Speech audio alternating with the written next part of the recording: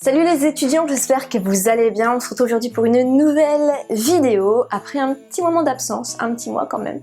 J'avais pas mal de choses à faire au mois de novembre, mais je ne vous ai pas oublié, je ne vous oublie pas et j'ai créé une nouvelle vidéo pour vous aujourd'hui qui va parler de 5 trucs infaillibles pour réussir vos partiels. Parce que oui, Noël rime aussi avec partiel malheureusement pour vous, pas pour moi. Ça y est, c'est fini tout ça. Donc, on va voir tout de suite 5 trucs infaillibles pour réussir vos partiels. N'oublie pas de t'abonner si ce n'est pas encore fait. C'est juste en dessous, ici, et on se retrouve à tout de suite. Première chose à faire, ça va être de diviser son temps lors de l'examen. J'appelle ça la méthode 521-231. Donc, note 521-231. Donc, je vais prendre mon carnet pour t'expliquer un peu tout ça. Si par exemple, donc traditionnellement, un examen de droit avec une disserte ou un commentaire à faire, c'est 3 heures.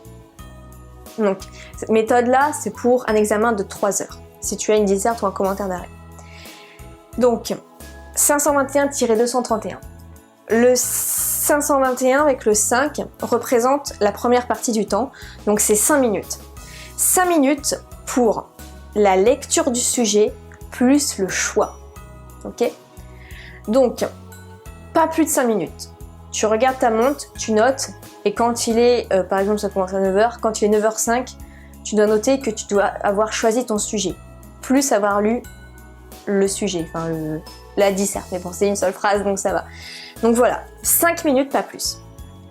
Deuxième partie du temps, 20 minutes. 20 minutes sur lequel tu vas prendre ton brouillon et tu vas jeter toutes les idées qui te viennent. Tu ne réfléchis pas spécialement si c'est bon ou pas, tu notes absolument tout ce qui te vient. Tu fais des tirés, tu notes l'idée, tu fais un tiré, tu notes l'idée. Tout ça, ok ? Donc là, tu remplis au maximum ton brouillon pendant 20 minutes, pas plus. Encore une fois, tu notes, donc 9h05, pas plus de... à 9h25, tu dois avoir terminé, ok ? Ensuite, 10 minutes pour trouver la problématique, le plus important en droit. Donc voilà, ça c'est la première partie du temps. C'est le 521. Ensuite, le 231. 20 minutes pour trouver le plan, le titre des plans et les sous-parties. Donc le 1AB et le 2AB. Ok ? Donc ça pendant 20 minutes. Ensuite, 30 minutes pour organiser les idées dans ton plan et tu rajoutes des exemples. Donc là, tu reprends ton brouillon avec toutes les idées, tu prends ton plan. Donc dans le plan, en fait, l'idéal, c'est de bien séparer les choses. Tu fais le 1, le titre, le A, tu mets un grand espace, puis le B, un grand espace, tu prends une deuxième feuille de brouillon, tu fais la même chose.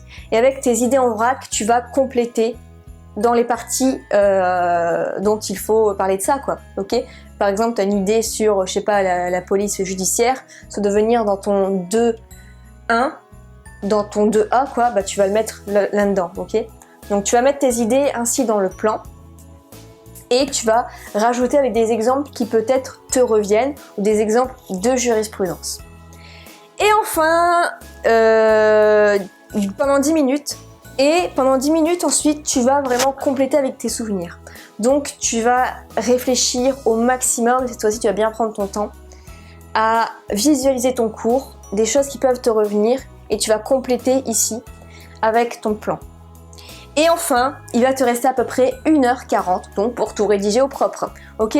Donc voilà, c'est une méthode pour être vraiment organisé, pour pas être pris par le temps. Parce que l'idée c'est vraiment que quand tu as un certain temps limité, tu peux réussir dans ce certain temps limité. Faut pas te dire j'ai le temps. Faut juste vraiment découper les parties, ok ? Donc ça c'est très très important. Une fois que j'ai appliqué ça, franchement moi ça allait tout seul, ça marchait super bien. Deuxième chose, c'est de répartir son temps de révision. Parce que la meilleure façon d'être dégoûté, d'être stressé, de ne pas aimer ses études, d'être hyper crevé et d'échouer ses examens, c'est quoi ? C'est d'apprendre au dernier moment ses révisions. Il vaut mieux s'y prendre un peu plus, beaucoup en avance. Tu t'y prends un mois à l'avance plutôt que 15 jours avant et tu vas voir déjà la différence énorme. Et l'essentiel en fait, c'est de ne pas travailler plus de 4 heures par jour. L'idéal, c'est entre 2 et 4 heures par jour, pas plus, et plutôt le matin, pas l'après-midi, parce qu'on a beaucoup moins d'énergie. Parce que oui, l'être humain a une dose de volonté qu'il renouvelle chaque jour, et il en a beaucoup plus le matin, et ça s'épuise au fur et à mesure de la journée. Donc vaut mieux tout miser sur un laps de temps le matin, et ensuite être tranquille, que de bosser en mode chinois pendant 15 jours non-stop, du matin au soir à minuit. Ça va être horrible, ça va être juste horrible. Donc voilà, ça c'est la deuxième méthode. Troisième astuce, c'est de ne pas se contenter seulement du cours pour son examen. Je m'explique. La plupart des étudiants, ce qu'ils vont faire, c'est apprendre le cours bêtement, par cœur, parfois sans forcément comprendre.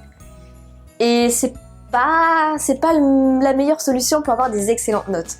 Pour avoir des excellentes notes, il faut aller chercher un peu plus loin. Pas forcément énormément. Moi, ce que je faisais toujours, c'est que j'allais chercher sur Google ou un bouquin en plus des exemples supplémentaires.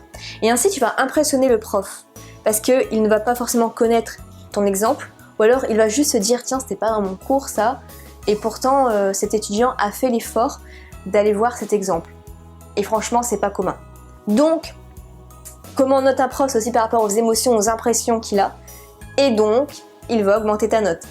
Une petite anecdote par rapport à ça, on avait un cours qui s'appelait Finances publiques et la plupart des gens apprenaient par cœur, en plus c'était un pavé vu que c'est pas possible à apprendre, quoi. C'était pas évident comme matière. Ce que j'ai fait, c'est que j'ai tout appris sur un bouquin à côté. Bon, là, tout c'est extrême. Mais du coup, j'avais des exemples vraiment intéressants que j'avais compris, qui n'étaient pas dans le cours, à réciter au prof. En plus, c'était un oral. Et j'étais la seule à avoir eu la moyenne. Parce que le prof vraiment était content, était impressionné. Et d'habitude, voilà, cette matière-là, la moyenne de 1,5. Oui, parce que voilà, c'est les finances publiques, quoi. C'est tout, ça s'explique par ça. Et donc, j'ai eu 11. Alors que la moyenne, comme je disais, c'est 1,5. Donc, juste avec cette anecdote-là. Et je le faisais pour beaucoup d'autres cours. Bon, j'apprenais le cours du prof, mais j'allais chercher 2-3 exemples supplémentaires pour compléter le cours et faire en gros bonne impression. Et ça marche. Quatrième astuce, c'est de s'entraîner avec les anciens examens. Il n'y a rien de tel pour réussir. Ceux qui passent des concours, ils vont s'entraîner avec les anciens examens. Bien pour les partiels, faites la même chose. Essayez de récupérer les examens des années précédentes ou tout simplement allez demander au prof les examens des années précédentes. Il va vous les donner, vous les faites et peut-être même qu'il peut se proposer de vous les corriger, vous donner les corrigés, vous le faites et après vous regardez la correction et vous entraînez comme ça. Et ça, c'est une astuce qui cartonne pour réussir. Cinquième et dernière astuce, c'est de résumer ses cours avec des schémas. Parce que quand on voit des pavés comme ça, on se dit ouais le cours ouais c'est beau, c'est bien écrit, mais on n'a pas forcément envie de le mettre dans notre tête. Donc ce qu'on peut faire, c'est de prendre une fiche et de résumer ça avec des notes. Je vous ferai une vidéo par rapport à ça, d'ailleurs il y a un thème particulier, enfin un mot particulier qu'on utilise pour ça, c'est super intéressant. Et donc vous faites des schémas avec ça. Comme ça c'est beaucoup plus agréable, vous retenez beaucoup plus facilement et aussi c'est avec vos propres mots. Donc le prof va voir que vous avez compris le cours, tout simplement. Voilà pour ces conseils, et bien surtout l'essentiel après, c'est de les appliquer. Je vais éternuer. Ah, c'est sûr qu'il commence à faire froid en ce moment, ce mois de décembre. Avec le petit sapin à côté et tout, ça sent Noël. Mais aussi, bon courage pour les partiels et on se retrouve dans une prochaine vidéo. N'hésite pas à liker et à donner d'autres astuces si tu en as juste en dessous. À la prochaine, salut!